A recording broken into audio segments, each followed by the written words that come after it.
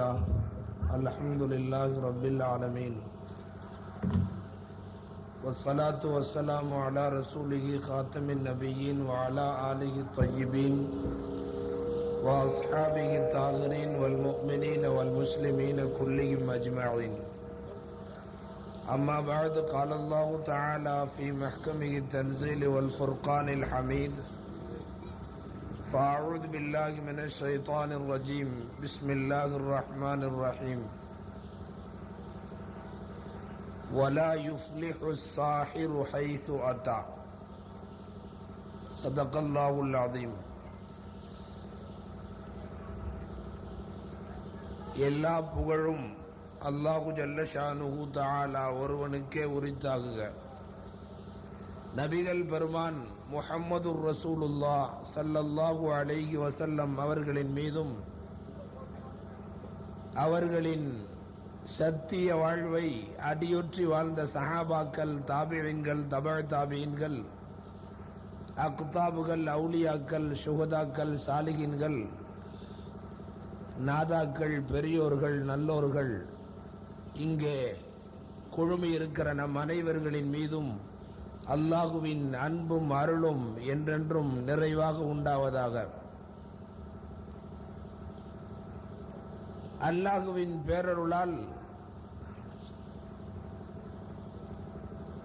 ஒரு மக்ரிபு தொழுகைக்கு பின்னாலே மார்க்க சம்பந்தமான ஒரு சில விஷயங்களை நம்மிடையே பகிர்ந்து கொள்வதற்குரிய ஒரு நல்ல வாய்ப்பாக இந்த சிறு விழா ஏற்பாடு செய்யப்பட்டிருக்கிறது. உலகில்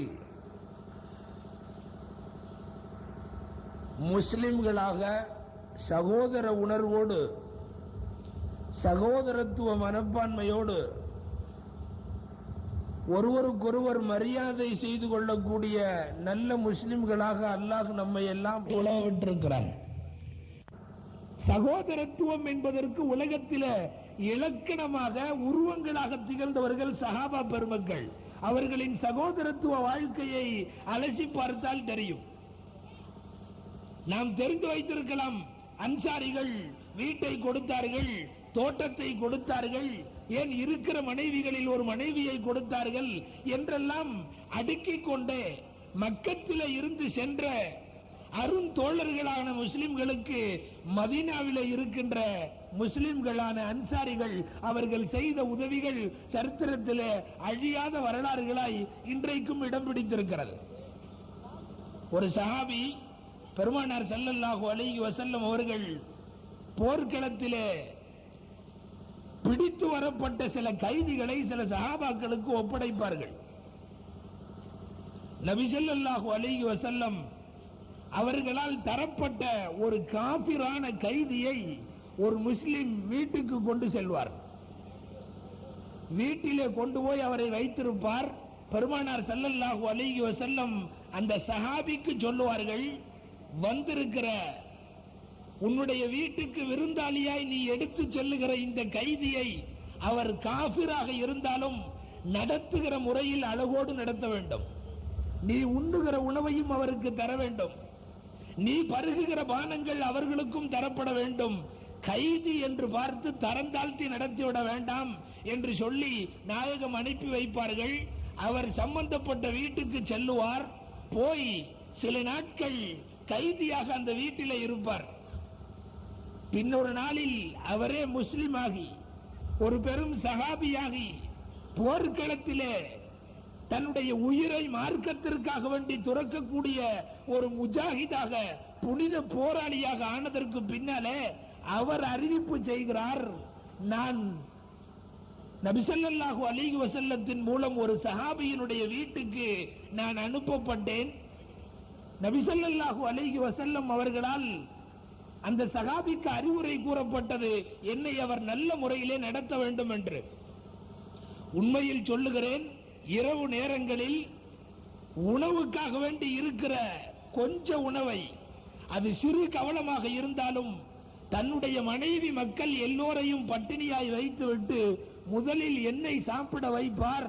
நான் சாப்பிட்டு முடித்த பிறகு மீதம் இருந்தால் தன் மக்களுக்கும் மனைவிக்கும் இடையிலே பகிர்ந்து பங்கிட்டு அதை கொடுத்து விடுவார். நான் அப்பொழுது காபிராக இருக்கிறேன், கைதியாக இருக்கிறேன். இதே முஸ்லிம்களுக்கு எதிராக வாழ்முனையிலே யுத்தம் புரிவதற்காக வேண்டி களம் இறங்கியவன்.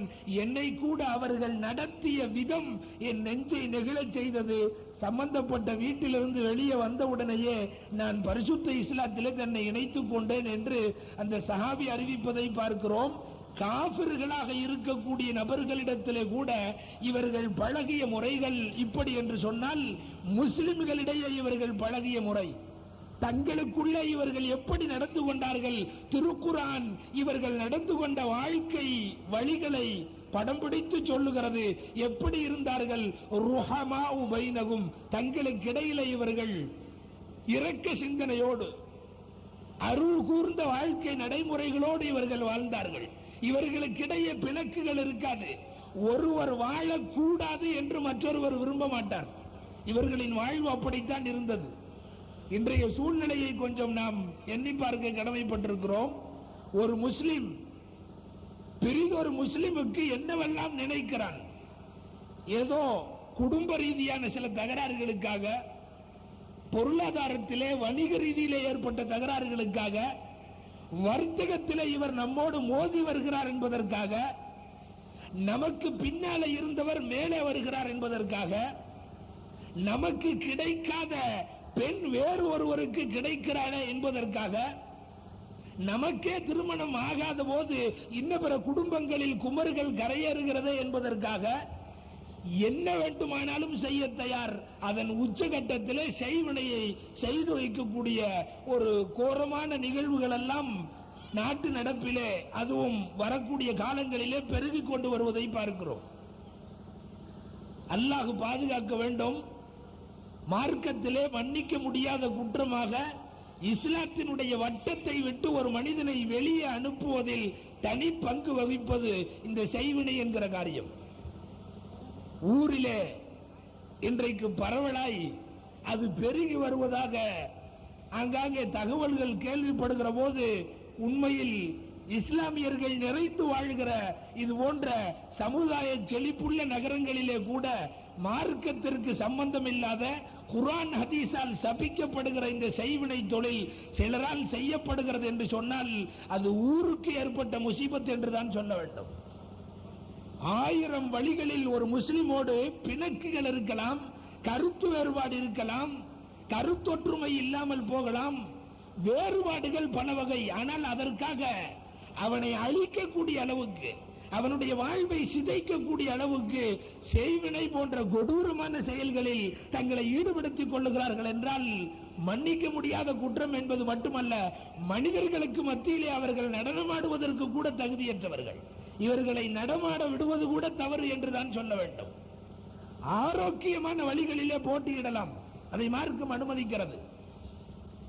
ஒரு சில வாரங்களுக்கு முன்னாலே இதே செய்வினை சம்பந்தமாக பெரியவள்ளிவாசலுடைய ஜும்மாவிலே பேசப்பட்ட போது, இதையே இங்கு வந்து எங்களுடைய பகுதிகளிலும் பேச வேண்டும் என்று வாலிப நண்பர்கள் கேட்டுக்கொண்ட காரணத்தால் அதை பற்றி ஒரு சில விஷயங்களை உங்களுக்கு சொல்லுவதற்காகவே வந்திருக்கிறேன்.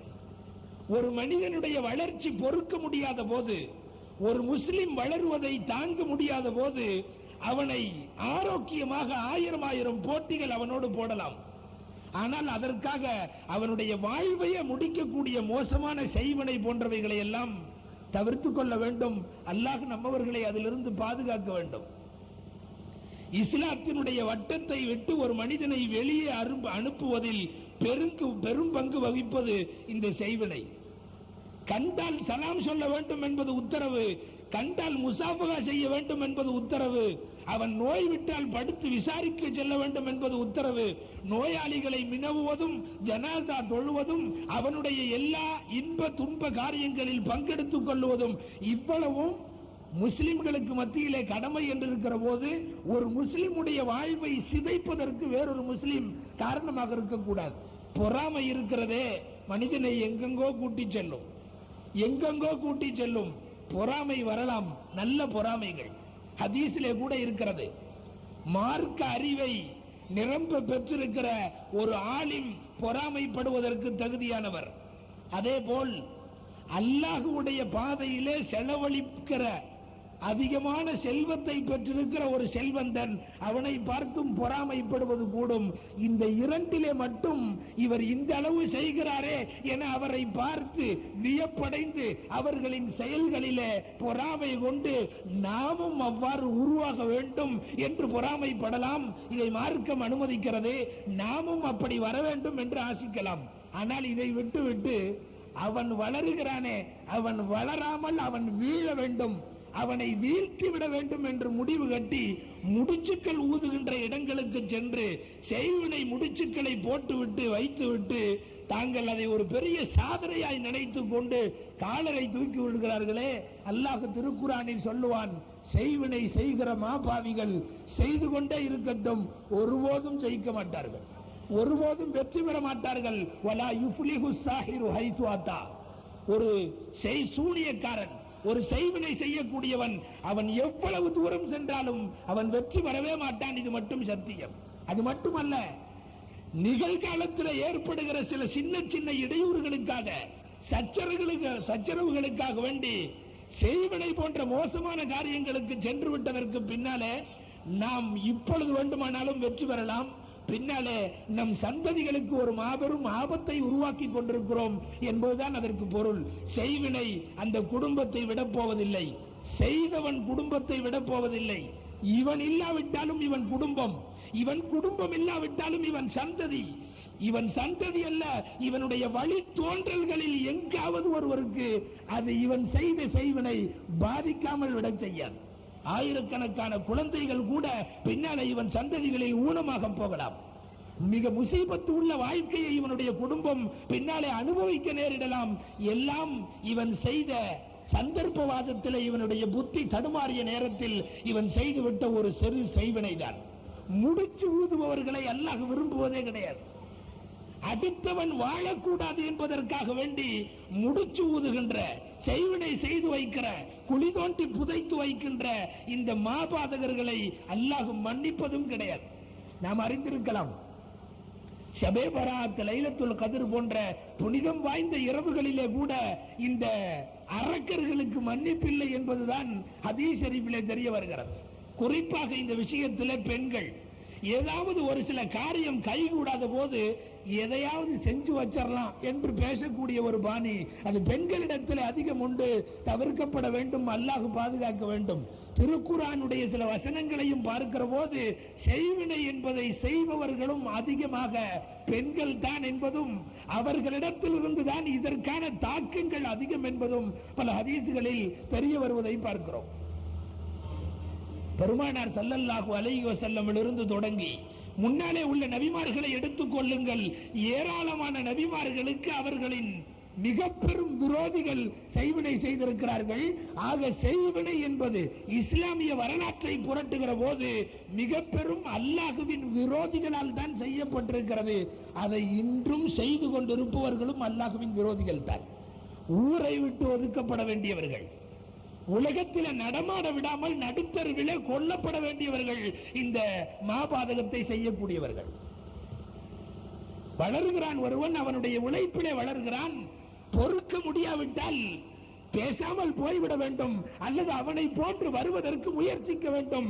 முடிந்தால் மோதிப்பார் என்ற ரீதியிலே நல்ல போட்டியை வளர்த்துக் கொண்டு மோதலாம். அதை விடுத்துவிட்டு வளர்கிற ஒருவனை தளர வைக்கிற ஒரு வேளையில் அவனுக்கு முடிச்சு போட்டு எதையாவது செய்வினை வைக்கிற இடங்களுக்கு சென்று அவன் வாழ்வை உருப்படாமல் ஆக்கி கால் போகும் விதமாக, கை போகும் விதமாக, வாதமடிக்கும் விதமாக, செயலிழக்கும் விதமாக, மூளை குழம்பி தெருக்களிலே சுற்றுகிற விதமாக, அவன் குடும்பம் உருப்படாமல் போகிற விதமாக, அவன் வீட்டிலே இருக்கிற குமர்கள் கரையேறாமல் போகக்கூடிய விதமாகவெல்லாம் செய்து விடலாம்.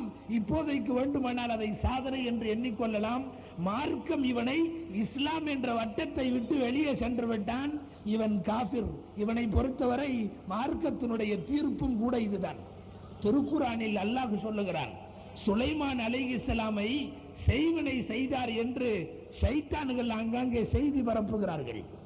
அல்லாஹ் சொல்லுகிறான், சுலைமான் அலைஹிஸ்ஸலாம் செய்வினை செய்யவில்லை, செய்யவும் மாட்டார்கள். பின் செய்வது யார்? ஒமா கஃபர சுலைமானு வலக்கின்ன ஷயாத்தீன கஃபரு. செய்வினை செய்கிற வேளையை அதை செய்தவர்களே சைத்தான்கள் தான், செய்து கொண்டிருப்பவர்களும் சைத்தான்கள் தான், வேறு யாரும் செய்வதில்லை. அல்லாஹ் சொல்லுகிறார். சுலைமான் அலைஹிஸ்ஸலாம் கடுமையான காற்றை தன் உத்தரவிலே வசப்படுத்துகிறார்கள். கடுமையான மலைகளை குடைய சொல்லி ஜின்னுகளுக்கு ஏவுகிறார்கள். பறவை பட்சிகள் பேசுகிற பரிபாசைகளை கூட உணர்ந்து கொள்ளுகிறார்கள். எங்கோ புற்றில் இருந்து வெளிப்படுகிற சிற்று எறும்புகளுடைய சப்தங்களை கூட கேட்டுவிட்டு அந்த சிற்று எறும்புகளுடைய பாஷைகளை கூட விளங்கிவிட்டு சிரித்துக் கொண்டிருக்கிறார்கள். இப்படியெல்லாம் உலகத்தில் இருக்கிற பெரும் சக்திகளாக கருதப்படுகிற எல்லா சக்திகளையும் தன் கைக்குள்ளே வைத்திருக்கிற சுலைமான், இவரை பற்றி ஒரு அவதூறை கிளப்பியாக வேண்டும், இவரை பற்றி ஒரு வதந்தி கிளப்பியாக வேண்டும் என்று முடிவு செய்த சைத்தான்கள் ஒரு சீட்டிலே எழுத வேண்டியதை எழுதி வைக்க வேண்டிய இடத்திலே வைக்க வேண்டும் என்ற விதமாய் சுலைமான் அலைஹிஸ்ஸலாம் அமர்ந்து ஆட்சி செலுத்துகிற அந்த பொன்னான சிம்மாசனத்திற்கு அடியிலே கொண்டு போய் புதைத்தும் வைத்து விடுவார்கள்.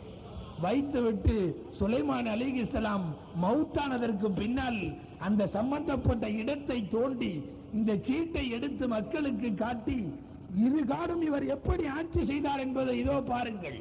செய்வினையால் ஆட்சி செய்திருக்கிறார், செய்வினையால் உலகப் பொருட்களை வசப்படுத்தி இருக்கிறார், செய்வினையால் எல்லாவற்றையும் தன் கரத்துக்குள்ளே வைத்துக் கொண்டு அடக்கி ஆண்டிருக்கிறார் என்று சொல்லி சுலைமான் அலைஹிஸ்ஸலாமை பற்றிய வதந்தி செய்தியை ஊர் முழுக்க உலவ விடுகிற போது அல்லாஹு ஜல்லஷானுஹு தஆலா மறுப்பு சொல்லுகிறான். ஒமா கஃபர சுலைமானு வலக்கின்ன ஷயாத்தீன கஃபரு. சுலைமான் அலைஹிஸ்ஸலாம் செய்வினை செய்வதில்லை, செய்ய மாட்டார்கள், ஷைத்தான்கள் தான் செய்வினை செய்வார்கள். இந்த ஆயத்திற்கு விளக்கம் எழுதுகிற முஃபஸ்ஸிரீன்கள் சொல்லுகிறார்கள், இன்றளவும் இந்த வேலையை செய்பவர்கள், செய்பவருக்கு துணை போபவர்கள், ஏன் செய்வினை செய்யப்படுகிற இடத்தை ஒருவருக்கு காட்டிக் கொடுத்தவர்கள் கூட இந்த சைத்தான்களுடைய பட்டியலிலே அடங்குவார்கள் என்பது இந்த ஆயத்திலிருந்து வெளிக்கொணரப்படுகிற கருத்து என்பதை முஃபஸ்ஸிரீன்கள் எழுதி தருவதை பார்க்கிறோம். ஆக சுருக்க கருத்து குர்ஆன் கூறுகிறது, செய்வினை செய்பவர்கள் சைத்தான்கள், அந்த வேலையை உருவாக்கி உலகத்திலே உலவ விட்டிருப்பதும் சைத்தான்கள் தான். இதைத்தான் திருக்குர்ஆன் சொல்லுகிறது. இன்னும் பார்க்கிறோம் வரலாற்றிலே பல நபிமார்களுக்கு செய்வினை வைத்த நிகழ்வுகள். இது எப்படியெல்லாம் மனிதர்களை பாடாய்படுத்தி இருக்கிறது என்பதை கூட பார்க்கிறோம்.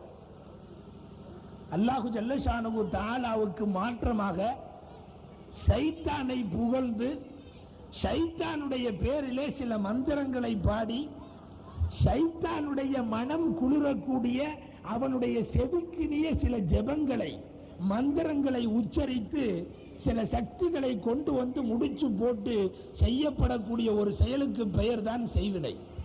செய்வினையிலே அல்லாஹ் ரசூலுடைய வார்த்தைகளுக்கு சம்பந்தம் இருக்காது. செய்வினையிலே குர்ஆன் ஆயத்துகளுக்கு வேலை இருக்காது. முழுக்க முழுக்க செய்வினை என்பது சைத்தானை மகிழ்வுபடுத்தக்கூடிய ஒரு தொழில் என்று சொல்லலாம். அதிலே முழுக்க முழுக்க சைத்தான்களை பற்றி உலகத்திலே அக்கிரமம் புரியக்கூடிய அராஜகத்தை நடத்தக்கூடிய சில இறைவனுக்கு மாற்றமான சக்திகளை பற்றி எல்லாம் அதில் எழுதப்பட்டிருக்கும். அதை எழுதி போட வேண்டிய முடிச்சுகளை போட்டு யாருக்காக செய்வினை செய்யப்படுகிறதோ அவர் சம்பந்தப்பட்ட சில பொருட்களையும் வைத்து முடிச்சு போட்டு புதைக்க வேண்டிய இடத்திலே புதைத்து விட்டால் இவன் நினைத்த வேலையை அந்த முடிச்சுக்கள் செய்ய தொடங்கிவிடும். இதுதான் செய்வினையினுடைய தோற்றம். செய்வினை என்ற வார்த்தைக்கே பொல்லாத அர்த்தத்தை தான் நாம் அரபியினுடைய அகராதியிலேயே பார்க்க முடிகிறது. செய்வினை சைத்தானுக்கு பிரியமானது என்பதால் தான் அதை செய்யக்கூடிய நேரத்தில் உள்ள நிபந்தனைகளை பார்த்தால் தெரியும். கூடுமானவரை அசுத்தமாக இருக்க வேண்டும். இது செய்வினை செய்வோருக்குள்ள நிபந்தனை. செய்வினை செய்பவர்களுக்கு ஏற்படுகிற தாக்கம் அதிகமாக இருக்க வேண்டுமானால் அசுத்தமாக இருக்க வேண்டும். அல்லாஹ்வுக்கு மாற்றமான வார்த்தைகளை ஜபங்களாக உச்சரிக்கப்பட வேண்டும். அதிலும் கூட செய்வினை சம்பந்தப்பட்ட சில ஹதீஸ்களுக்கு விளக்க உரை எழுதுகிற முஹத்திஸீன்கள் சொல்லுகிறார்கள், செய்வினைகள் செய்யப்படுகிற போது கூடுமானவரை பெரிய அசுத்தமாகி குளிக்காமல் இருந்தால் செய்வினையின் தாக்கம் அதிகமாக இருக்குமாம். இது போன்ற சைத்தானுக்கு மனப்பூர்வமான பிடித்த வேலைகளை செய்தால், அதுவும் குறிப்பாக இரவு நேரங்களில் செய்யப்படுகிற செய்வினைகளுக்கு பலம் அதிகம் என்று கூட தெரிய வருகிறது. சைத்தானுக்கு பிடித்த இந்த வேலைக்கு நம்மில் சில பேர் தோழர்களாக ஆகுவதுதான் வருத்தத்துக்குரிய விஷயம். ஒரு மனிதனோடு பேசாமல் இருப்பது கூட பெரிய விஷயம் இல்லை, தொடர்புகளை துண்டித்துக் கொள்வது கூட பெரிய விஷயம் இல்லை. ஆனால் இது போன்ற காரியங்களை செய்து அவனுடைய காலை ஒடித்து மூளையிலே படுக்க வைத்து அதிலே ஆனந்தம் அடைகிறோமே, யாருக்கு தெரிய போகிறது என்ற இருமாப்பிலே அலைகிறோமே, ஏறத்தாழ மனிதாபிமானத்திற்கு அப்பாற்பட்ட மிருகங்கள் என்றுதான் இந்த செய்வினை செய்யக்கூடியவர்களை சொல்ல வேண்டும். சிலருக்கு எவ்வளவு சொன்னாலும் அது உரைக்காது. அதை தொழில் செய்து ஆனந்தப்பட்டு விட்டவர்கள், அடுத்தவர்களை அதிலே படுக்க வைத்தே பழக்கப்பட்டு விட்டவர்களுக்கு அதிலே உள்ள ரசனை, அதிலே உள்ள ஆனந்தம், புலகாகிதம் அவர்களை விட்டு போகாது.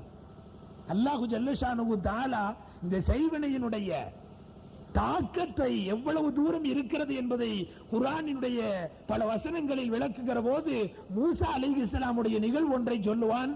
நாம் அறிந்திருக்கலாம். சம்பவத்தை நீட்டி இழுப்பது இங்கே உசிதமான நேரம் அல்ல, சுருங்க கூறுகிறேன். எதிரிகளுக்கு மத்தியில வாதம் செய்வதற்கு போய் நிற்கிற மூசா அலைஹிஸ்ஸலாம், அந்த எதிரிகளிடத்தில் எந்த ஆயுதமும் கிடையாது, செய்வினை ஒன்றுதான் ஆயுதம்.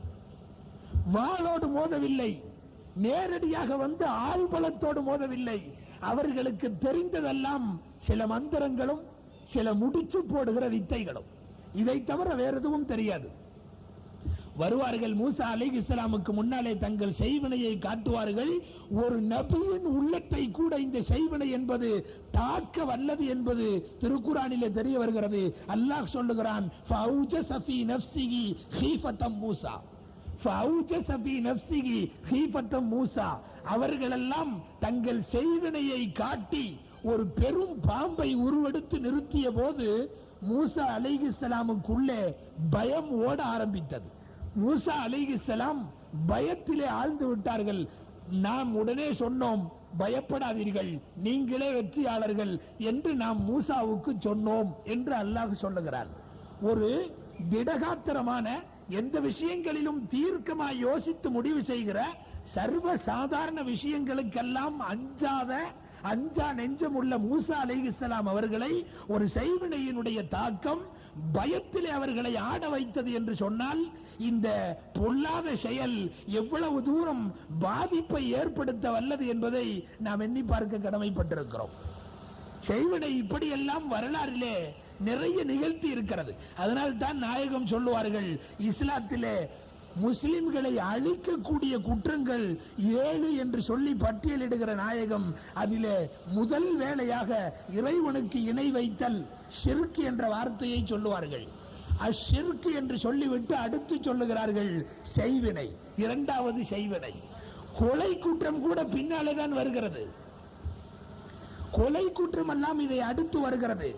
ஆனால் செய்வினையை மட்டும் இறைவனுக்கு இணை வைப்பதற்கு அடுத்தபடியாக நாயகம் ஸல்லல்லாஹு அலைஹி வஸல்லம் சொல்லி, உலகத்திலே காஃபிர் என்ற அந்தஸ்துக்கு அடுத்த கட்டமாய் நிற்கக்கூடியவன் இந்த செய்வினை செய்யக்கூடியவன் தான் என்பதை இந்த ஹதீஸிலே நாயகம் உணர்த்துகிறார்கள். இவ்வளவு தூரம் இது படுபாதக செயலாக இருக்கிற காரணத்தாலே தான் மார்க்கத்திலே புனிதம் நிறைந்த இரவுகளில் கூட இறைவன் தன் அருள் வாசல்களை திறந்து வைத்து தன் அடியார்களிடமிருந்து பாவ மன்னிப்புகளுக்கு வரவேற்பு கூறி இருக்கிற பொன்னான இரவுகளில் கூட இந்த மாபாவிகளுக்கு மன்னிப்பு கிடையாது என்று சொன்னால், இவர்களும் இவர்கள் செய்கிற செயலும் எவ்வளவு விபரீதமான விளையாட்டு என்பதை எல்லாம் நாம் எண்ணி பார்க்க வேண்டும். பெண்களுக்கு இடையிலே, பல குடும்பங்களுக்கு இடையிலே, பல பிரிவினைகளுக்கு மத்தியிலே இன்றைய தினம் இது போன்ற இஸ்லாமியர்கள் நிறைந்து வாழுகிற ஊர்களிலே கூட செய்வினை தலை தூக்கி ஆங்காங்கே நிற்கிறது என்று சொன்னால், உண்மையாகவே அந்த பாதகர்கள் திருக்குர்ஆன் ஹதீஸின் வாயிலாக செய்வினைக்கு சொல்லப்பட்டிருக்கிற அந்த கடுமையான எச்சரிக்கைகளை எல்லாம் கொஞ்சம் அவர்கள் அசை போட்டு பார்க்கட்டும். செய்வினை செய்தவர்களுக்கு கொலையை தவிர வேறு தண்டனை இல்லை என்பது இந்த மார்க்கம் சொல்லுகிற தீர்ப்பு. உமர் ரலியல்லாஹு அன்ஹு அவர்களின் காலத்தில் ஒரு 3 பேர் செய்வினை செய்து கொண்டிருக்கிறார்கள். இவர்கள் செய்வினை செய்து அது பகிரங்கமாய் தாக்கத்தை ஏற்படுத்துகிறது, செய்வினை பழிக்கிறது.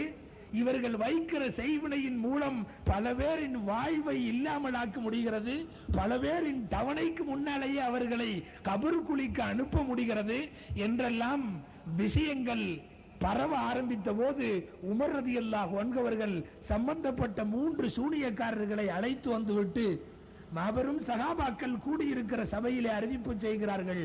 செய்வினை என்பதற்கு என்னை பொறுத்தவரை கொலை தண்டனையை தவிர வேறு ஒரு தண்டனை இருப்பதாக தெரியவில்லை. செய்வினை செய்தவனை கொல்லுவதை தவிர, அரசாங்கத்தின் மூலம் அவனுக்கு கொலை தண்டனை கொடுப்பதை தவிர வேறு எந்த தண்டனையும் உசிதமான தண்டனை அல்ல. திருட்டுக்கு கைவெட்டலாம், விபச்சாரத்திற்கு கல்லடி கொடுக்கலாம், கசையடி கொடுக்கலாம், கல்லெறிந்து ஆளை கொல்லலாம். ஆனால் இந்த செய்வினைக்காரனை, சூனியத்திற்கு ஒத்துப்போவனை, ஒத்துப்போய் ஓதி ஊதுபவனை, இதனோடு தொடர்புள்ளவனை கொல்லுவதை தவிர இவனை சிறுக சிறுக கொல்லுவது கூட கூடாது. இவன் ஒரே அடியாய் உலகத்தை விட்டு அனுப்பப்பட வேண்டியவன். இது உமர் ரலியல்லாஹு அன்ஹு சஹாபாக்களுக்கு மத்தியிலே சொல்லிவிட்டு தண்டனையை நிறைவேற்றுகிறேன் என்று சொல்லி உத்தரவும் விட்டார்கள். எல்லோருக்கும் முன்னாலே வைத்து அந்த 3 செய்வினைக்காரர்களுடைய கொலை குற்றத்திற்கான அந்த தண்டனை நிறைவேற்றப்பட்டது, கொலை செய்யப்பட்டார்கள். இது நடந்த நிகழ்விற்கு பின்னாலே உமர் ரலியல்லாஹு அன்ஹு கடிதம் எடுத்து எழுதுகிறார்கள். பரவி விரவி ஆண்டு கொண்டிருக்கக்கூடிய தன் ஆட்சிமைக்கு, தன் ஆளுமைக்கு உட்பட்ட அரசாங்க ஆளுநர்கள் அத்தனை பேருக்கும் கடிதம் செல்லுகிறது. எக்காரணம் கொண்டும் உங்கள் பகுதியில் இருக்கிற செய்வினை செய்யக்கூடியவர்களை விட்டு வைக்காதீர்கள். அவர்கள் அத்தனை பேருக்கும் கொலை குற்றம், கொலை தண்டனை உடனடியாக நிறைவேற்றப்பட வேண்டும். உமர் ரலியல்லாஹு அன்ஹுவின் கடிதம் ஆளுநர்கள் அத்தனை பேருக்கும் செல்லுகிறது. உடனடியாக எல்லா ஆளுநர்களும் அந்தந்த பகுதிகளிலே செய்வினைக்காரர்கள் என்று தெரிந்தவர்களை, அதை செய்யக்கூடியவர்களை மக்களுக்கு மத்தியிலே வைத்து கொன்றார்கள் என்பதையும் உமர் ரலியல்லாஹு அன்ஹுவினுடைய ஆட்சி கால வரலாற்று குறிப்புகளிலே பார்க்க முடிகிறது. ஏறத்தாழ ஒரு நிமிடம் கூட முஸ்லிம்களுக்கு மத்தியிலே உலா வருவதற்கும் நடமாடுவதற்கும் செய்வினை செய்யக்கூடியவனுக்கு தகுதி இல்லை என்பதைத்தான் இந்த நிகழ்வுகள் எல்லாம் நமக்கு எடுத்து காட்டுகிறது. செய்வினை செய்து விடுவது பெரிய காரியம் அல்ல. செய்வினை செய்வதன் மூலம் ஏதோ பல தவறுகளில் அது ஒன்று என்று நினைத்துக் கொள்ளுகிறீர்கள். உண்மை அதுவல்ல. கொலையை விட அது கொடியது, வட்டியை விட அது கொடியது, ஜினா செய்வதை விட அது கொடியது. உலகத்தில் எத்தனை பெரும்பாலும் இருக்கிறதோ அத்தனையையும் விட இந்த செய்வினை கொடியது. ஏறத்தாழ இதற்கு அடுத்து வேறு ஏதாவது உலகத்திலே இருக்கிறதா என்று சொன்னால் ஒன்றுதான், அது காஃபிராக போவது, ஷிர்க் செய்வது, இறைவனை இல்லை என்று சொல்லுவது. இதை தவிர இதற்கு அடுத்து உலகத்தில் இருக்கிற அனைத்து குற்றங்களிலும் மிகப்பெரிய குற்றமாய் இந்த மார்க்கத்தால், அருமை நபி நாயகத்தால், அல்லாஹுவால் பாவிக்கப்படுகிற குற்றம் இந்த செய்வினை மட்டும்தான். தாய்மார்கள் தயவுகூர்ந்து சிந்திக்க வேண்டும். ஆங்காங்கே செய்வினைகள் செய்கிறார்கள் என்பதற்காக வேண்டி போய் தங்களுடைய எல்லா விதமான ஆற்றலையும் வெளிப்படுத்தும் வண்ணம் எதையோ செய்து முடித்து ஒரு சில குடும்பங்களை உருப்படி இல்லாமல் செய்துவதற்கு முயலுகிறீர்கள். அல்லாஹு ஜல்ல ஷானஹு தஆலா உங்களின் சந்ததிகளில் ஊனமுள்ள குழந்தைகளை பிறக்க வைப்பதற்கு அவன் சக்தி உள்ளவன், செய்து காட்டுவான். சந்ததிகளிலே அப்படிப்பட்ட நிகழ்வுகள் நடக்கும். பெரியவர்கள் இது ஆதாரபூர்வமான விஷயங்கள் இல்லாவிட்டாலும் அனுபவபூர்வமாக உலகம் காணுகிற வரலாறு இது போன்ற அடுத்த மனிதனுக்கு செய்வினை போன்றவற்றை செய்து முடித்துவிட்டு தான் ஆனந்த கூத்தாடுகிறானே, அந்த மனிதனின் குடும்பம் காலமெல்லாம் அழுகிற ஒரு துர்பாக்கிய நிலைக்கு தள்ளப்படும் என்பதில் கொஞ்சளவும் சிற்றளவும் சந்தேகங்கள் நிச்சயமாக இல்லை. அந்த சூழ்நிலையில் உலகத்திலே பல குடும்பங்கள் உருவாகியும் இருக்கிறது. பெருமானார் ஸல்லல்லாஹு அலைஹி வஸல்லத்தினுடைய மனைவி ஹப்ஸா என்று ஒரு மனைவி, ஹப்ஸா ரலியல்லாஹு அன்ஹு. ஹப்ஸா ரலியல்லாஹு அன்ஹு உமர் ரலியல்லாஹு அன்ஹுடைய மகள். அந்த வகையிலே பார்த்தால் நபி ஸல்லல்லாஹு அலைஹி வஸல்லம் அவர்களுக்கு இந்த பெண்ணை கட்டிய விதத்தில் உமர் ரலியல்லாஹு அன்ஹு மாமனார் முறையாக வேண்டும், ரசூலுல்லாஹுவுக்கு மாமனார் முறையாக வேண்டும். இந்த உமர் ரலியல்லாஹு அன்ஹுடைய மகள் ஹப்ஸாவுக்கு அந்த ஹப்ஸாவிடத்திலே வேலைக்கு இருந்த ஒரு பெண்மணி செய்வினை வைத்து விடுவாள், அடிமை பெண்மணி. எல்லோருக்கும் முன்னாலே அதே ஹப்ஸா ரலியல்லாஹு அன்ஹா அவர்கள் இவர் செய்த செய்வினையை கண்டுபிடித்து கொண்டு வந்து முன்னாலே நிறுத்தி ரசூலுல்லாஹுவின் வீட்டிலே இருந்து கொண்டு ரசூலுல்லாஹ்வின் மனைவிக்கு செய்வினை செய்த காரணத்தாலே கொலை குற்றம் நிறைவேற்றப்படுகிறது என்று சொல்லி அந்த பெண் கொலை செய்யப்பட்டால் என்பதை ஹதீஸ் கிதாபுகளிலே நம்மால் பார்க்க முடிகிறது. இப்படி வழி நெடுகிலும் ரசூலுல்லாஹ்வுடைய காலத்திலும் அதற்கு பின்புள்ள சகாபாக்களுடைய காலத்திலும் பார்த்தால் செய்வினைகள் எங்கெல்லாம் தலை தூக்கி இருக்கிறதோ அங்கெல்லாம் தலையை கொய்துவதை மட்டுமே தண்டனையாய் இந்த மார்க்கம் தீர்ப்பு தந்திருப்பதை இன்றைய தினம் இந்த தொழிலிலே ஆர்வம் உள்ளவர்கள், அதை செய்யலாம் என்ற எண்ணம் உள்ளவர்கள், செய்தால் என்ன நடந்து வரப்போகிறது என்று நினைக்கக்கூடியவர்கள் எல்லாம் எண்ணி பார்க்க வேண்டும். செய்வினை ஏதாவது ஒரு குடும்பத்துக்கோ ஒரு தனிநபருக்கோ செய்கிற போது அவர்களோடு மட்டும் நாம் மோதவில்லை, நாம் அல்லாஹ்வோடும் சேர்ந்து மோதுகிறோம். அதாவது அல்லாஹ் இவ்வளவு ரிஸ்க் என்று ஒரு மனிதனுக்கு நிர்ணயித்திருக்கிறான், நாம் அல்லாஹ்வோடு போட்டி போடுகிறோம், நீ அந்த ரிஸ்கை கொடுக்க நான் விடமாட்டேன். இதுதான் செய்வினையின் அர்த்தம். அல்லாஹ் ஒரு மனிதனுடைய ஆயுட்காலத்தை நிர்ணயித்திருக்கிறான், அவ்வளவு ஆயுள் வரை வாழுவதற்கு நான் விடமாட்டேன் என்று அல்லாஹ்விடத்திலே மோதுகிறான் என்ற அர்த்தம்.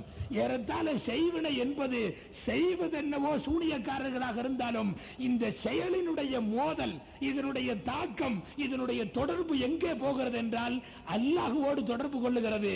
உனக்கா எனக்கா போட்டி என்ற ரீதியிலே அல்லாஹ்வை சவாலுக்கு இழுக்கிற ஒரு காரியம்தான் இந்த செய்வினை. இறைவனை சவாலுக்கு கூப்பிட்ட எவனும் சாதித்ததாக சரித்திரம் இல்லை, சரிந்ததாகத்தான் வரலாறு உண்டு. தெளிவாக நாம் தெரிந்து கொள்ள வேண்டும். அல்லாஹ்வோடு மோதுகிற வேலை பொதுவாக ஒரு மனிதனுக்கு கிடைக்கிற ரிஸ்க் அல்லாஹ் தான் கொடுக்கிறான். காஃபிர்களுக்கும் கூட கோடி கோடியாய் கொட்டி கொடுக்கிறான்.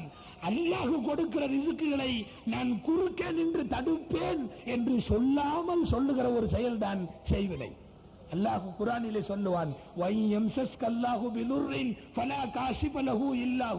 அல்லாஹ் ஒரு தீங்கை யாருக்காவது நாடிவிட்டால் உலகத்திலே அதை தடுப்பவன் எவனும் கிடையாது.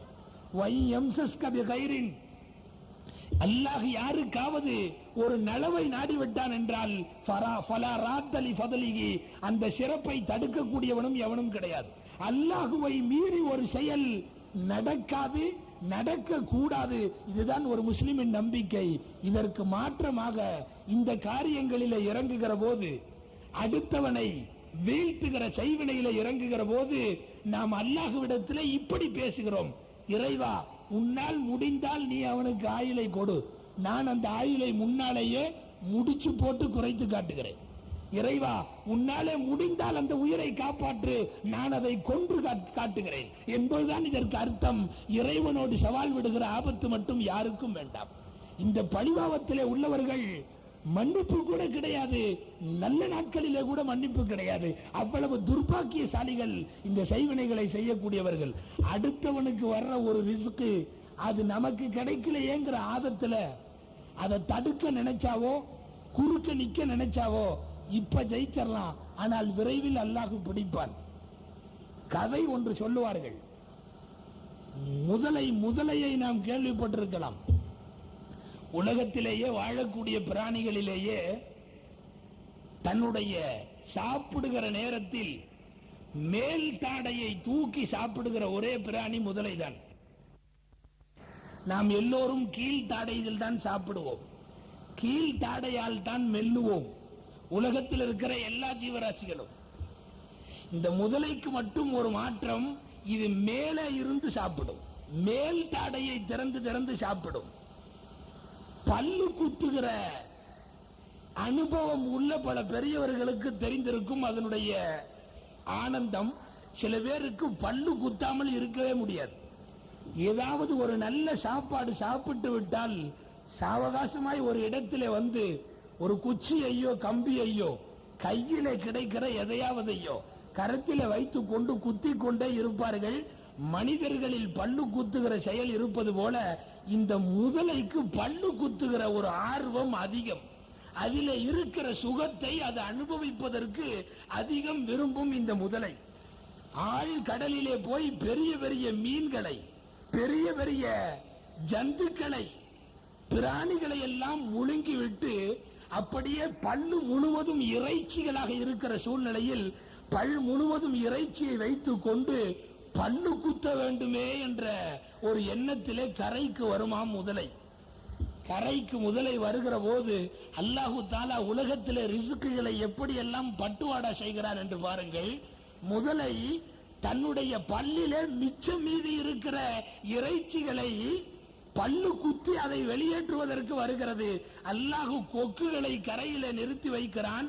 இவைகளுக்கு உணவே அந்த பல்லிடுக்கிலே சிக்கி இருக்கிற இறைச்சிகள் தான். எப்பொழுது ஒரு முதலை வரும், அது எப்பொழுது வந்து வாயை பிளந்து அமரும், எப்பொழுது நாம் உள்ளே போய் அமர்ந்து பல்லை குத்தி இருக்கிற இறைச்சிகளை எல்லாம் உண்டு நம் வயிற்றை நிரப்பிக் கொள்ளலாம் என்ற எதிர்பார்ப்பிலே கரையிலே கொக்குகள் காத்திருக்கும்.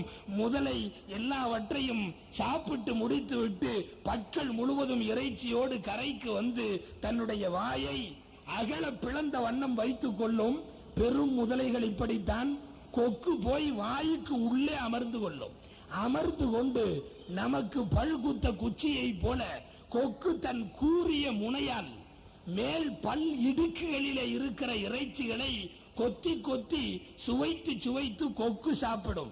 பொதுவாகவே பல்லில் முழுவதும் எல்லாம் கொத்தி முடிந்து விட்டால் முதலைக்கு வாய் பரபரவென்றிருக்கும்.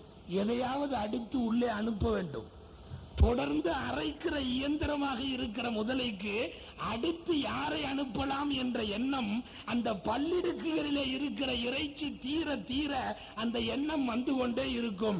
கொக்கு தன்னுடைய பணியை செவ்வனே முழுமையாய் முடித்துவிட்டு பல்லிடுக்கிலே இருக்கிற அத்தனையையும் காலி செய்து முடிக்கிற போது மனிதனுக்கும் இந்த எண்ணம் தானே, அந்த கொக்கையே உள்ளே அனுப்பினால் என்ன குறைந்து போயிற்று என்று நினைக்குமாம் முதலை. அதற்காக வேண்டி தன்னுடைய வாயை கொஞ்சம் மேல் அகல பிளந்து இதையும் உள்ளே அனுப்ப முறைகிற போது கூரிய முனை கொண்ட கொக்கு இவ்வளவு நேரம் புறங்களில் கொத்திக் கொண்டிருந்தது மேல் நோக்கி பிடித்துக் கொள்ளும். வாய் அழுத்த கொக்கின் கூரிய முனை குத்த ரத்தம் வடியும். இறைச்சி தின்று விட்ட கொக்குக்கு இந்த தண்ணீர் தான், அல்லாஹ் ரத்தத்தை தான் தண்ணீராக தருவான். தன்னுடைய கூரிய முனையால் முதலையின் மேல் இடுக்கிலே இருந்து வருகிற அந்த ரத்தத்தை சுவைத்து குடிக்கும்.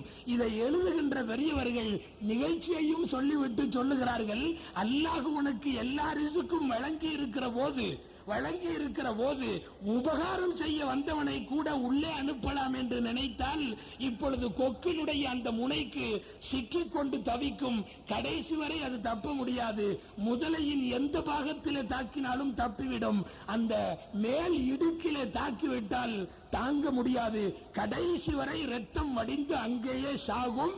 ஒரு சாதாரண கொக்கு, ஆயுதம் இல்லாத கொக்கு, பலம் இல்லாத கொக்கு, நிராயுதபாணியான கொக்கு இந்த முதலையை ஒரே ஒரு தன் கூறிய முனையாலே வீழ்த்தி விடுகிறது. அடுத்தவர்களின் ரிசுக்கை கை வைக்க நினைத்தால், அடுத்தவர்களை பதம் பார்க்க நினைத்தால், அவர்களுக்கு வேதனை கொடுக்க நினைத்தால், நீ எவ்வளவு ஆஜாபாகுவான தோற்றம் கொண்டிருந்தாலும் உன்னை ஒரு சாதாரண ஒரு பிராணி கூட வீழ்த்திவிட முடியும் என்பதை இந்த சம்பவம் நமக்கு உணர்த்தி காட்டுவது போலத்தான். வளர்ந்து விட்டிருக்கிற ஒரு ஆள் அவனை பார்த்து பொறாமைப்பட்டு பொறுக்க முடியாமல் அவன் வாழ்விழக்க வேண்டும், அவன் தளர்ந்து போக வேண்டும், அவன் வீட்டிலே கிடந்து அவனுடைய வணிக நிறுவனங்கள் பாதிக்க அவன் சிறுக சிறுக சாக வேண்டும் என்ற எண்ணத்திலே தன்னுடைய ஆசைகளை வளர்த்துக் கொண்டு செய்வினை செய்யக்கூடியவர்களே, சிந்தியுங்கள். திரும்பவும் உங்களை மீண்டும் ஒரு நாள் கொக்கின் கூறிய முனைகளை போல தாக்குவதற்கென்று அல்லாஹ் ஒரு ஏற்பாட்டை நிச்சயம் வைத்திருப்பான். அடுத்தவர்களின் ஆயுளை விரைவிலே முடிக்கிற அபாய வேலையை மட்டும் யாரும் செய்ய துவங்கிவிடக்கூடாது. மார்க்கத்திலே காஃபிர் என்ற வார்த்தை சர்வசாதாரணமாய் பிரயோகிக்கப்படுவதில்லை. ஆனால் செய்வினை செய்பவர்கள் விஷயத்தில் தெளிவாக சொல்லப்படுகிறது. சரி, இவர்கள் கதறி கதறி அழுதால், இவர்கள் காழ்பாவின் திரையை பிடித்து அழுதால், இவர்கள் பள்ளி பள்ளியாக தங்களின் நெற்றிகளை அல்லாஹ்வுக்காக வேண்டி நிலத்திலே படித்து அழுதால் இவர்களுடைய தௌபா ஒப்புக்கொள்ளப்படுவதில்லை என்பதைத்தான் அதிகமான இமாம்கள் கோடிட்டு காட்டுகிறார்கள். தௌபா ஏற்றுக்கொள்ளப்படாத காஃபிர் என்ற அடைமொழியோடு உலகத்திலே தன் சந்ததிகளுக்கு என்னாகுமோ என்ற கவலையோடு உலகத்திலே உலா வருகிற ஒரு துர்பாக்கிய நிலை தேவையா? செய்வினை செய்பவர்களுக்கு ஒத்துப்போகுதல் கூட கூடாது. என்ன இடத்தில் செய்வினை செய்வார்கள் என்று முகவரி கேட்டால் அந்த முகவரியை காட்டி தருவது கூட கூட்டம்தான். யாரையும் செய்வினை பாதிக்கும். பெருமானார் ஸல்லல்லாஹு அலைஹி வஸல்லம் அவர்களையே பாதித்திருக்கிறது. நாம் அறிந்திருக்கிறோம், நபி ஸல்லல்லாஹு அலைஹி வஸல்லம் அவர்களுக்கும் செய்வினை செய்யப்பட்டது, நாயகமும் பாதிப்புக்கு உள்ளானார்கள். மனிதர் என்ற ரீதியில் இப்படிப்பட்ட பாதிப்புகள் ரசூலுல்லாஹுவுக்கு வரலாம், வந்திருக்கிறது. நபிதான், அல்லாஹ் அவர்களை பாதுகாப்பான், உண்மைதான். ஆனால் காய்ச்சல் வந்திருக்கிறது, தலைவலி வந்திருக்கிறது, போர்க்களத்திலே காயம் பட்டு ரத்தம் வந்திருக்கிறது, பல்லு போயிருக்கிறது. இவைகளெல்லாம் சாதாரணமாய் ஒரு மனிதர் என்ற ரீதியிலே பெருமானார் ஸல்லல்லாஹு அலைஹி வஸல்லத்திற்கு ஏற்பட்ட சில சோதனைகள். அந்த அடிப்படையிலே யாரோ ஒரு யூதனால் செய்யப்பட்ட செய்வினையும் கூட தாக்கி இருக்கிறது. ஆயிஷா ரலியல்லாஹு அன்ஹா சொல்லுவார்கள், ரசூலுல்லாஹுவை எவ்வளவு தூரம் செய்வினை பாதித்ததென்றால், சஹர ரசூலல்லாஹி ஸல்லல்லாஹு அலைஹி வஸல்லம் லபீத் இப்னுல் அஸம் யுஹய்யலு இலைஹி அன்னஹு யஃஅலு ஷைய வமா ஃபஅலஹு. லபீத் என்ற மனிதன் நபி ஸல்லல்லாஹு அலைஹி வஸல்லத்துக்கு செய்வினை செய்தான். ஒரு யூத மதத்தை சார்ந்த லபீத் என்பவன் செய்வினை செய்தான். நாயகம் எந்த அளவுக்கு ஆகிவிட்டார்கள் என்றால், ஒரு காரியத்தை செய்திருக்கவே மாட்டார்கள், ஆனால் செய்ததாய் சொல்லுவார்கள். நான் செய்துவிட்டேன் என்று சொல்லுவார்கள், நாயகம் செய்யவே இல்லை. ரசூலுல்லாஹுவின் வாயில இருந்து செய்யாத ஒரு காரியம் செய்ததாகவோ, செய்த ஒரு காரியத்தை செய்யவில்லை என்றோ வரலாற்றிலே வந்ததே கிடையாது. உண்மை வார்த்தைகளை மட்டுமே உதடுகளிலே உச்சரித்துக் கொண்டிருக்கிற பெருமானாரின் வாயிலிருந்து கூட செய்யாத ஒரு காரியம் நான் செய்துவிட்டேன் என்று சொல்லுவார்கள். வரிசை பிரகாரம் மனைவிமார்களிடத்திலே செல்லக்கூடிய நாயகம் ஸல்லல்லாஹு அலைஹி வஸல்லம் ஒரு சில மனைவிமார்களிடத்திலே வரமாட்டார்கள். யா ரசூலல்லாஹ், நீங்கள் வரவில்லையே என்று அந்த மனைவிமார்கள் கேட்கிற போது நான் வந்தேனே என்று சொல்லுவார்கள். ரசூலுல்லாஹுவின் வாயில் இப்படிப்பட்ட வார்த்தைகள் வராது, வருவது சாத்தியம் இல்லாதது. ஆனால் இந்த செய்வினை வர வைத்தது பெருமானார் ஸல்லல்லாஹு அலைஹி வஸல்லத்துக்கு செய்யப்பட்ட செய்வினை. அன்னஹு யுஹய்யலு இலைஹி கான யஅத்தின் நிஸா வலா யஅத்திஹின்ன. பெண்களிடத்திலே வந்ததாய் அவர்களுக்கு அந்த செய்வினை அவர்களை உருவாக்கி விட்டது, ஆனால் அவர்கள் வரவே இல்லை. இதுவெல்லாம் ஆயிஷா ரலியல்லாஹு அன்ஹா சொல்லுகிறார்கள். ஏறத்தாழ 6 மாதத்துக்கு மேல், ஒரு வருஷத்துக்குள் இவ்வளவு காலங்கள் பாதிக்கப்பட்டிருந்ததாய் ஒரு சில ஹதீஸ்களிலே காண கிடைக்கிறது. ஆண்டு முழுவதும் பெருமானார் ஸல்லல்லாஹு அலைஹி வஸல்லம் செய்வினையால் பட்ட கஷ்டம் கொஞ்ச நெஞ்சம் அல்ல. அவ்வளவு சிரமங்களை, முதலில் இது செய்வினை என்பதே நாயகத்திற்கு ஆரம்பத்திலே தெரியவில்லை. ஆனால் ஒன்று மட்டும் புரிந்திருந்தார்கள், என்னவோ நடக்கிறது, உடலில் ஏதோ ஒரு பாரம் ஏறி இருக்கிறது, அது என்னவென்று தெரியவில்லை. இதுதான் அவர்கள் ஆரம்பத்தில் நினைத்துக் கொண்டிருந்தார்கள். இதற்கான காரணமும் புரியவில்லை. அல்லாஹ்விடத்தில் துஆ செய்வார்கள், யா அல்லாஹ், என் உடல் என்னென்னவோ செய்கிறது, ஒரு சில மாற்றங்கள் எனக்கே தெரிகிறது, இது என்ன என்று. நானும் தூங்கவில்லை, கவனித்துக் கொண்டுதான் இருக்கிறேன். என்ன பேசுகிறார்கள் என்று பார்க்கலாம். அல்லாஹ் நபிக்கு அறிவிப்பதற்காகவே இந்த 2 மலக்குகளையும் அனுப்பி வைத்திருக்கிறான். அவர்களில் ஒருவர் மற்றவரை பார்த்து கேட்கிறார், ஃபமா வஜுஉ ஹாதர் ரஜுல், இந்த மனிதனுக்கு என்ன நேர்ந்தது என்று ஒருவர் கேட்கிறார். தலைக்கு அருகிலே உள்ளவர் பதில் சொல்லுகிறார், ஃபஹுவ மத்பூபுன், இவர் செய்வினை செய்யப்பட்டவர். படுத்திருக்கிறாரே, இவர் செய்வினை செய்யப்பட்டவர். வந்தவரில் ஒருவர் கேட்கிறார், ஃபமன் தப்பஹு, யார் அந்த செய்வினையை செய்தது? மற்றவர் பதில் சொல்லுகிறார், லபீத் இப்னுல் அஸம், லபீத் என்பவன் தான் செய்வினை செய்தான். மீண்டும் கேள்வி வருகிறது, ஃபீ ஐயி ஷையின் தப்பஹு, எதிலே செய்வினை செய்தான்? பதில் வருகிறது, தப்பஹு ஃபீ முஸ்தின் வ முஷாத்தத்தின், சீப்பிலேயும் சீப்பிலே இருக்கிற அழுக்கிலேயும். பெருமானார் ஸல்லல்லாஹு அலைஹி வஸல்லம் சீவுவதற்கு பயன்படுத்தி இருக்கிற சீப்பை எடுத்துக்கொண்டு போய் முடிகளும் ஒரு சில அழுக்கு கற்றைகளையும் எடுத்துக்கொண்டு, செய்வினை செய்யப்படக்கூடிய ஆளுடைய ஏதாவது ஒரு வாசம் வேண்டும், அதற்காக இந்த முடி, இந்த தலையில் சீப்பில இருக்கக்கூடிய அழுக்கு, இவைகளை எல்லாவற்றையும் சேர்த்து அவன் செய்வினை செய்தான். கேள்வி தொடர்கிறது. ஒருவர் கேட்கிறார், சரி, செய்வினை செய்யப்பட்ட பொட்டடம் இப்பொழுது எங்கே இருக்கிறது? செய்வினை செய்யப்பட்ட அந்த பண்டல் இப்பொழுது எங்கே இருக்கிறது? தி அர்வான் என்று ஊருக்கு வெளியில இருக்கிற ஒரு கிணறு, அந்த கிணற்றுக்கு அடியிலே, தண்ணீருக்கு அடியிலே ஒரு மிகப்பெரிய கல், அந்த கல்லுக்கு அடியிலே செய்வினை புதைத்து வைக்கப்பட்டிருக்கிறது. பெருமானார் ஸல்லல்லாஹு அலைஹி வஸல்லம் காலையிலே ஆயிஷாவுக்கு இதை அறிவித்துவிட்டு, தயவு செய்து செய்வினை சம்பந்தமாகவோ செய்த ஆள் சம்பந்தமாகவோ இருக்கிற இடம் சம்பந்தமாகவோ யாருக்கும் தெரிவிக்க வேண்டாம் என்று சொல்லிவிட்டு நாயகமே சில சஹாபாக்களை கூட்டிக் கொண்டு சம்பந்தப்பட்ட கிணற்றுக்கு விரைவார்கள். நாயகம் ஸல்லல்லாஹு அலைஹி வஸல்லம் போய் பேரி அபி தர்வான் என்ற கிணற்றை பார்த்துவிட்டு வந்து சொல்லுவார்கள், யா ஆயிஷா கான மாவுகா நக்காத்தல் ஹின்னாய். ஆயிஷாவே, கிணற்றுடைய தண்ணீரை நான் எட்டி பார்க்கிறேன், ஏறத்தாழ மருதாணியால் சாயம் போடப்பட்ட தண்ணீரை போல இருக்கிறது. செய்வினுடைய தாக்கம் அந்த கிணற்றினுடைய நீரை கூட இவ்வளவு அளவு பாதித்திருக்கிறது. எனக்கு என்னை எவ்வளவு அளவு பாதித்திருக்கும்? ஒரு கிணற்றை தாங்குகிற தண்ணீரை, பல கலப்படங்களை ஏற்றுக்கொள்ளுகிற தண்ணீரை நிறம் மாறச் செய்து அந்த தண்ணீரையே உருக்குலைய செய்திருக்கிறது என்றால் அது எனக்கு வைக்கப்பட்ட செய்வினை, அது என்னை எவ்வளவு பாடுபடுத்தி இருக்கும். நாயகம் ஸல்லல்லாஹு அலைஹி வஸல்லம் கிணற்றில இருந்து மீட்பு பணிகளில் ஈடுபடுவார்கள். கடைசியிலே கீழே அடியில இருக்கிற ஒரு கல்லை எடுத்துவிட்டு பார்த்தால் ஒரு மிக பெரும் பொட்டலம் ஒன்று இருக்கும். எடுத்துக்கொண்டு வைத்துக்கொண்டு நாயகம் ஸல்லல்லாஹு அலைஹி வஸல்லம் பிரிக்க ஆரம்பிப்பார்கள்.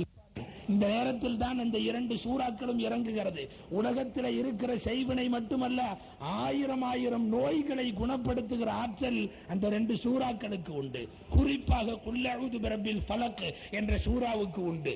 தாங்க முடியாத வேதனைகள் வருகிற போது கூட நீங்கள் அந்த சூறாக்களை ஓதிக்கொள்ளுங்கள், அது உங்கள் ஆபத்தை விட்டும் பாதுகாக்கும் என்று நாயகம் சொல்லி இருக்கிறார்கள். ஒரு சில சஹாபாக்களுக்கு இரவிலே படுக்கைக்கு செல்லுவதற்கு முன்னால் குல் அஊது பிரப்பில் ஃபலக் சூறாவை ஓதிக்கொண்டு உறங்க செல்லுங்கள், உலகத்தின் எந்த முசீபத்தும் உங்களை தொட முடியாது என்று சொன்னார்கள் நாயகம் ஸல்லல்லாஹு அலைஹி வஸல்லம். யா ரசூலல்லாஹ், வாழ்நாள் முழுவதும் செய்வினை போன்ற தீங்குகளில் இருந்து பாதுகாப்பு பெற வேண்டுமானால் என்ன செய்ய வேண்டும் என்ற வினாவுக்கும் குல் அஊது பிரப்பில் ஃபலக்கை அனுதினமும் ஓதி வாருங்கள் என்றுதான் பெருமானாரிடத்திலே பதில் வந்திருக்கிறது. இப்படி மாயமிக்க நோய்களை கூட ஒழித்து கற்றுகிற ஆற்றலை இந்த சூரா பெற்றிருக்கிறது. உலகத்திற்கு ஆரோக்கியத்தை அள்ளி வழங்குகிற ஒரு தன்மை என்று சொன்னார்கள் நாயகம் ஸல்லல்லாஹு அலைஹி வஸல்லம். யா ரசூலல்லாஹ், வாழ்நாள் முழுவதும் செய்வினை போன்ற தீங்குகளில் இருந்து பாதுகாப்பு பெற வேண்டுமானால் என்ன செய்ய வேண்டும் என்ற வினாவுக்கும் குல் அஊது பிரப்பில் ஃபலக்கை அனுதினமும் ஓதி வாருங்கள் என்றுதான் பெருமானாரிடத்திலே பதில் வந்திருக்கிறது. இப்படி மாயமிக்க நோய்களை கூட ஒழித்து கற்றுகிற ஆற்றலை இந்த சூரா பெற்றிருக்கிறது. உலகத்திற்கு ஆரோக்கியத்தை அள்ளி வழங்குகிற ஒரு தன்மை இந்த சூராவுக்கு உண்டு. பெருமானார் ஸல்லல்லாஹு அலைஹி வஸல்லம் அவர்கள் அந்த சூரா இறங்கிய உடனே ஆயத்துக்களை ஓதுவார்கள். அதில் குல் அஊது பிரப்பில் ஃபலக், குல் அஊது பிரப்பின் நாஸ் 2 சூறாக்களுமாக சேர்ந்து அதில் உள்ள மொத்த வசனங்கள் 11 ஆயத்துக்கள். 11 ஆயத்துக்கள் இருக்கிறது. நாயகம் ஸல்லல்லாஹு அலைஹி வஸல்லம் ஆயத்தையும் ஓதிவிட்டு கீழே இருக்கிற செய்வினை மூட்டையை பார்க்கிறார்கள். 11 முடிச்சுக்கள் இருக்கிறது. ஒவ்வொரு ஆயத்தாக ஓத வேண்டும், ஒவ்வொரு செய்வினையாய் இங்கிருந்து நகர வேண்டும், ஒவ்வொரு முடிச்சாய் அவிழ்க்க வேண்டும். இது இறைவனின் திட்டம். அல்லாஹு ஜல்ல ஷானஹு தஆலாவுடைய உத்தரவுக்கேற்ப ஒவ்வொரு ஆயத்தாக குல் அஊது பிரப்பில் ஃபலக் என்று ஓதி ஒன்றை தானாக ஓத முடிச்சுக்கள் அவிழ்ந்துவிடும், தானாகவே அவிழும். உள்ளே பார்க்கிறார்கள், முஹம்மதுர் ரசூலுல்லாஹ் ஸல்லல்லாஹு அலைஹி வஸல்லம் அவர்களை முழு உருவமாக தத்ரூபமாக செய்யப்பட்ட மெழுகு பொம்மை உள்ளே இருக்கிறது. நாம் அறிந்திருக்கலாம். 11 முடிச்சுக்களையும் தானாக விலகியதற்கு பின்னாலே நாயகம் பார்த்தவர்கள் திக்குற்று போகிறார்கள். தன்னை அப்படியே செதுக்கி வைக்கப்பட்ட ஒரு சிற்பம், ஒரு மெழுகு நபி ஸல்லல்லாஹு அலைஹி வஸல்லத்தினுடைய உருவத்திலேயே உள்ளே வைக்கப்பட்டிருக்கிறது. நாயகம் ஸல்லல்லாஹு அலைஹி வஸல்லம் மெழுகை தொட்டு பார்க்கிறார்கள். மெழுகினுடைய தலையிலே சின்ன சின்ன ஊசிகளாய் 11 ஊசிகள் குத்தப்பட்டிருக்கிறது. 11 ஊசிகளையும் எண்ணி பார்த்து மெழுகு பொம்மையும் பார்த்துவிட்டு ஒவ்வொரு முடிச்சு அவிழ்கிற போதும் நாயகம் பார்க்கிறார்கள், திடீரென்று உடலிலே ஒரு சுமை கூடி வந்து பட்டென்று அது விலகும். திடீரென்று ஒரு சுமை கூடி வரும், பட்டென்று விலகும். ஒவ்வொரு முடிச்சுக்களாக அவிழ்த்துக் கொண்டிருக்கிற போதும் இப்படியே சுமை கூடுவது விலகுவது. 11வது முடிச்சு அவிழ்ந்த போது ஏதோ ஒரு பெரிய பாரம் தன் உடலை விட்டு அப்படியே வெளியே ஓடிவிட்டது. பெருமானார் ஸல்லல்லாஹு அலைஹி வஸல்லம் 11 முடிச்சுக்களையும் எடுத்துவிட்டு அந்த மெழுகு பொம்மையையும் பார்த்துவிட்டு தன்னுடைய சீப்பை பார்ப்பார்கள். சீப்பில இருந்து எடுக்கப்பட்ட ரசூலுல்லாஹ்வினுடைய பரக்கத்து பொருந்திய ரோமத்தை பார்ப்பார்கள், அதன் அழுக்கை பார்ப்பார்கள். இவ்வளவெல்லாம் சேர்ந்து என் கூட இருந்து நீண்ட நாட்கள் தேர்ச்சி பெற்ற ஒரு செய்வினைக்காரன் செய்ததல்லவா, அந்த லபீத் இவ்வளவு மோசம் செய்து விட்டாரே என்று லபீதின் மேல் நாயகத்திற்கு கோபம் வரத்தான் செய்தது. பக்கத்தில் இருக்கிற ஆயிஷா ரலியல்லாஹு அன்ஹா கேட்பார்கள், அஃபலா அஹ்ரஜ்தஹு ஸாஹிர யா ரசூலல்லாஹ், யா ரசூலல்லாஹ், செய்வினைக்காரர் யார் என்று நீங்கள் வெளிப்படுத்த கூடாதா? செய்வினைக்காரர் யார் என்று பட்டவர்த்தனமாய் அறிக்கை தரக்கூடாதா? ரசூலுல்லாஹ்வுடைய வாக்குகளை மறுதளிப்பவனுக்கே அங்கே வாழ்க்கை முடிக்கப்படும் என்று இருக்கிற போது உங்களின் வாழ்க்கையை முடிக்க நினைத்தவனை உயிரோடு விட்டு விடுவார்களா சஹாபாக்கள்? உத்தரவு தாருங்கள், அது யார் என்ற அந்த பெயரை அறிவியுங்கள், ஊர் உலகத்துக்கு சொல்லுங்கள். உங்களை அவன் உருப்படாமல் செய்ய நினைத்ததை போலவே அவனும் உருப்படாமல் போகட்டும், சொல்லுங்கள் யா ரசூலல்லாஹ் என்று ஆயிஷா ரலியல்லாஹு அன்ஹா திரும்ப திரும்ப கேட்பார்கள். நாயகம் ஸல்லல்லாஹு அலைஹி வஸல்லம் சொன்னார்கள், அம்மல்லாஹு ஃபக்கத் ஆஃபானி வ ஷஃபானி, நிச்சயமாக இறைவன் எனக்கு ஆரோக்கியம் தந்து விட்டான், நோயிலிருந்து என்னை விடுவித்து விட்டான், ஷிஃபாவை தந்து விட்டான். எனவே வஹஷீது அன் உஸவ்விர அலா الناس மின்ஹு ஷர்ரன், நான் அடுத்த ஒருவருக்கு என் வாயில இருந்து சுட்டி காட்டுவதன் மூலம் கெடுதி நினைக்க விரும்பவில்லை. தயவு செய்து நீயும் இதை காட்ட வேண்டாம். அந்த முனாஃபிக் உயிரோடு இருக்கிறவரை யாருக்கும் செய்வினை செய்தவன் இவன்தான் என்பது தெரிவிக்கப்படவே இல்லை. பெருமானார் ஸல்லல்லாஹு அலைஹி வஸல்லம் உண்டு. இந்த சூறாக்களிலும் கூட அல்லாஹு ஜல்ல ஷானஹு தஆலா இது சம்பந்தமான தீங்குகளிலிருந்து பாதுகாப்பு தருவதைத்தான் விளக்கி இருக்கிறான். وَمِنْ شَرِّ مَا خَلَقَ وَمِنْ شَرِّ غَاسِقٍ إِذَا وَقَبَ, படைப்பினங்கள் செய்யக்கூடிய தீங்குகளிலே இருந்து, இருண்ட இரவிலே இருள்கள் செய்யக்கூடிய தீங்கிலே இருந்து, முடிச்சு போட்டு ஊதக்கூடிய பெண்களின் தீங்கிலே இருந்து, இவற்றிலிருந்தெல்லாம் நான் பாதுகாப்பு தேடுகிறேன் என்ற வாசகம் அது. பொதுவாக நாம் இங்கே ஒரு விஷயத்தை உணர வேண்டும்.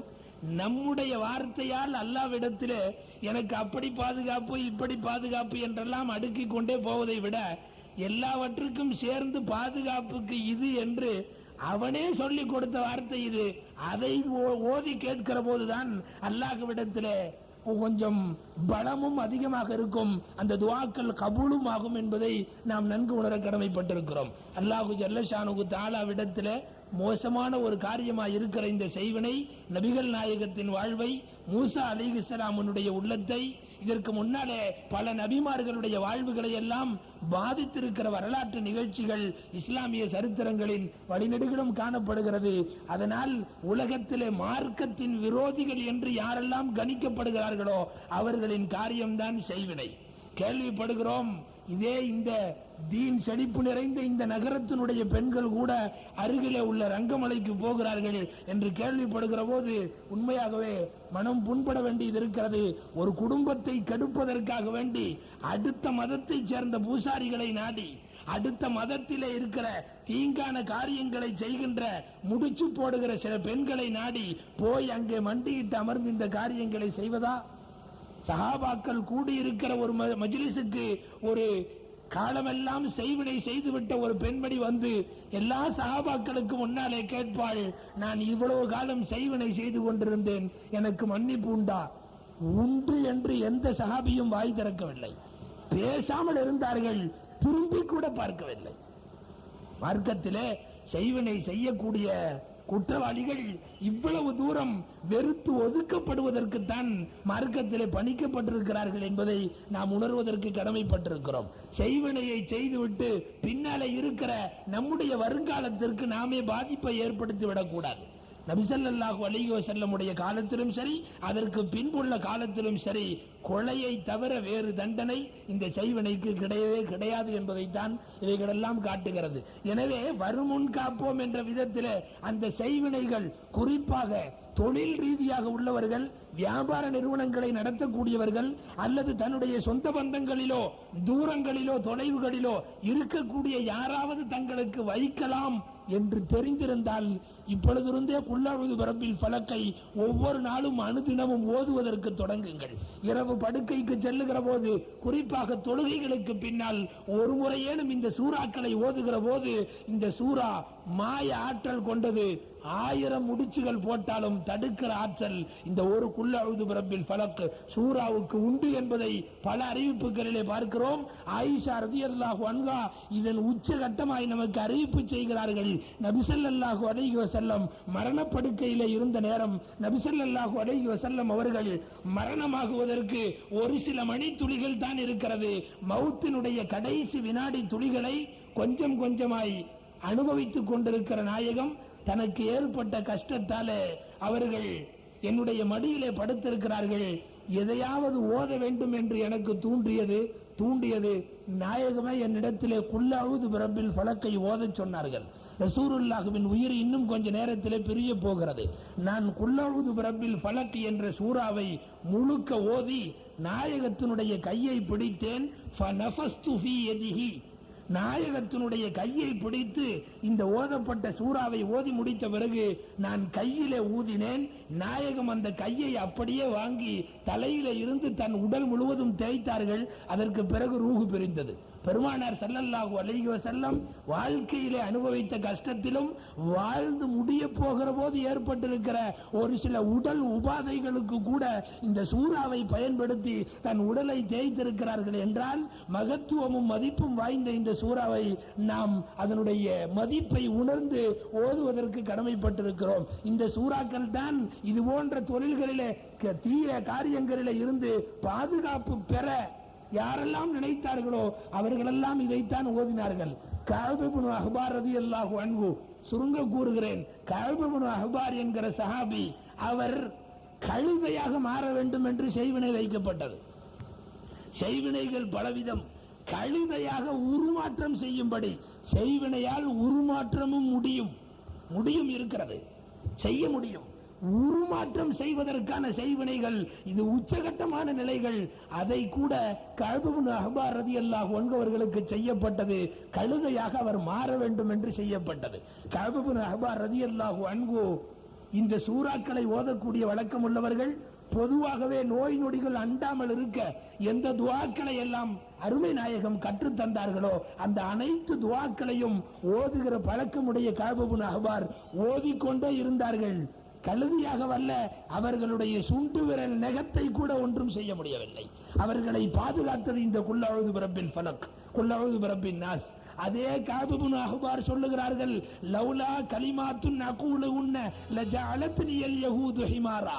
லௌலா கலிமாத்துன் அகூலுஹுன்ன, நான் ஓதிக் கொண்டிருந்த கலிமாக்கள், அந்த சூறாக்கள், அந்த ஆயத்துக்கள், நாயகம் கற்றுத்தந்த அந்த வசனங்கள், அது மட்டும் இல்லை என்றால் லஜஅலத்னியல் யஹூது ஹிமாரா, யஹூதிகள் என்னை கழுதையாக மாற்றி இருப்பார்கள். அந்த சூறாக்கள் தான் என்னை காத்தது, அந்த வசனங்கள் தான் என்னை காத்தது. எனவே வருமுன் காப்போம் என்ற அடிப்படையிலே செய்யக்கூடிய சில சைத்தானின் முயற்சியில் சில பேர் இறங்கினாலும் கூட, அது ரங்க மலையாக இருந்தாலும் எந்த மலையாக இருந்தாலும், அந்த குல் அஊது பிரப்பில் ஃபலக்குக்கு முன்னாலே 1000 செய்வினைகளும் மண்டியிட்டு மண்ணோடு மண்ணாகி போய்விடும் என்பதிலே சந்தேகமே இல்லை.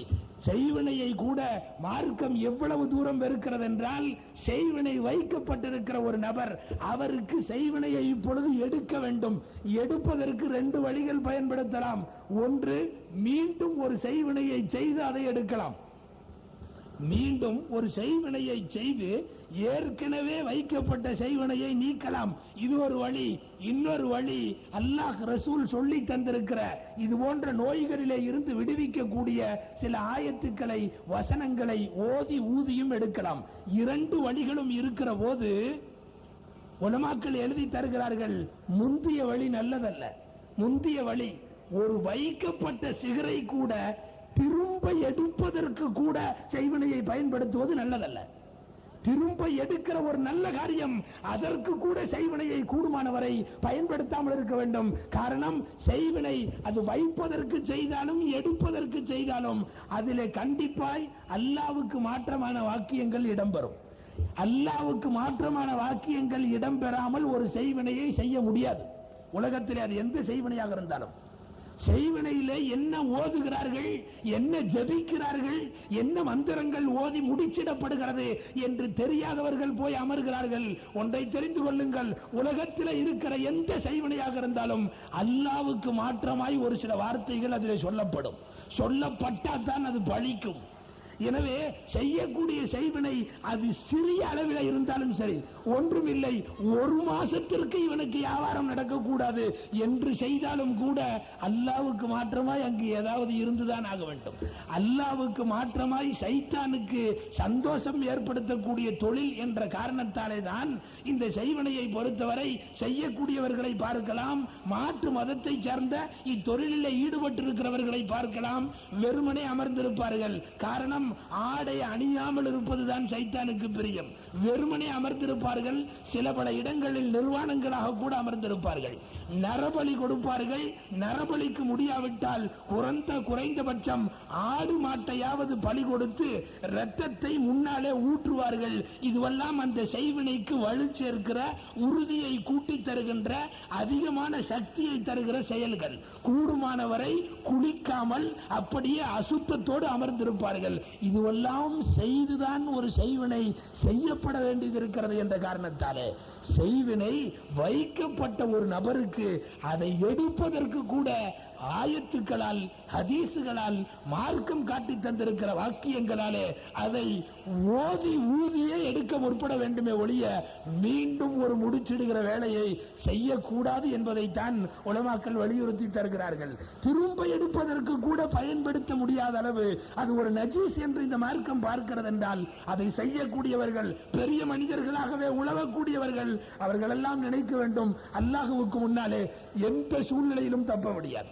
எந்த சூழ்நிலையிலையும் அவர்கள் தப்பிப்பதற்குள்ள வாய்ப்புகளோ முகாந்திரங்களோ கிடையவே கிடையாது. அல்லாஹ் ஜல்ல ஷானஹு தஆலா நம்மவர்களை எல்லாம் இந்த தீங்கிலிருந்து பாதுகாக்க வேண்டும்.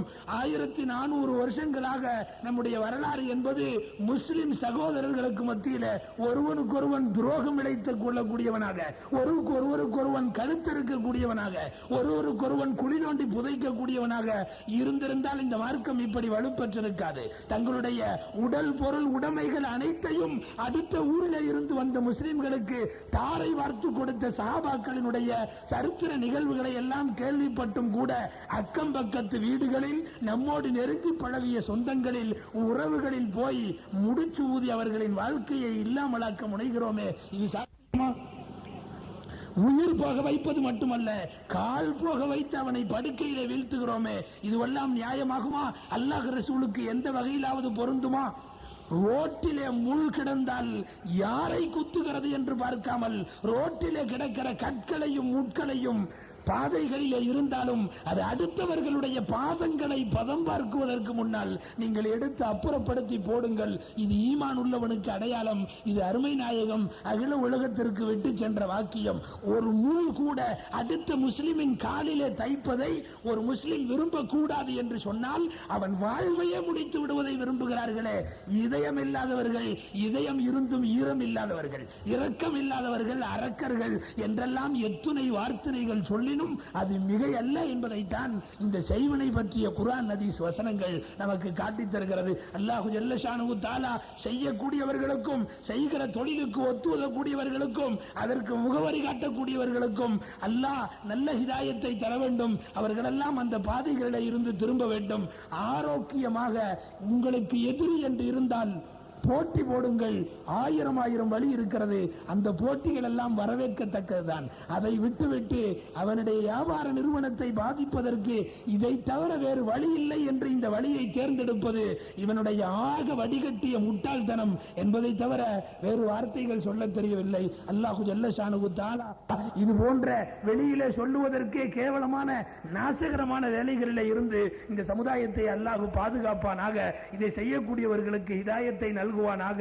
இது போன்ற பல்வேறு தவறுகளிலே இருந்து நம்மை தவிர்த்து கொண்டு உண்மை முஸ்லிம்களாய் சகோதர உணர்வுகளோடு பாசம் பூண்டு அடுத்த ஒரு முஸ்லிமுக்கு எந்த சூழ்நிலையிலும் தொந்தரவு தராமல் கூடுமானவரை உபகாரம் செய்யாவிட்டாலும் உபத்திரம் கொடுக்காமல் நல்ல நலன் விரும்பிகளாக வாழக்கூடிய நல்ல தௌஃபீக்கை அல்லாஹ் நல்குவானாக, நவிழ்வானாக என்று இந்த நல்ல நேரத்திலே வல்லோன் அல்லாஹ்விடத்திலே என்று பிரார்த்தித்தவனாக வாய்ப்புக்கு நன்றி கூறி வார்த்தைகளை முடிக்கிறேன். வாஹிர் தஅவானா அல்ஹம்துலில்லாஹி ரப்பில் ஆலமீன். அஸ்ஸலாமு அலைக்கும் வரஹ்மத்துல்லாஹி வபரகாத்துஹு.